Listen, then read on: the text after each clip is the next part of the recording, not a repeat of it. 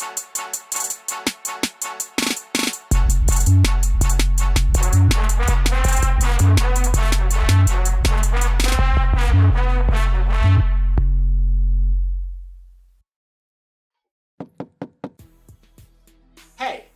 yes, you right there. Have you ever wanted to be an artist or a graphic designer that actually made money in the industry? I wonder, how can I become a graphic designer or an artist that can make money? Well, I've partnered up with Udemy. My name's Daniel Butler. I'm an instructor, and my job is to show you not only how to design it, but also how it's made to give you a better and well-rounded view of how to actually make money in the industry.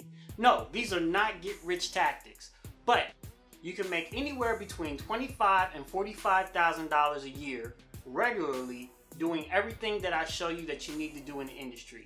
We're not only going to look at how, but we're going to also break down how you design it.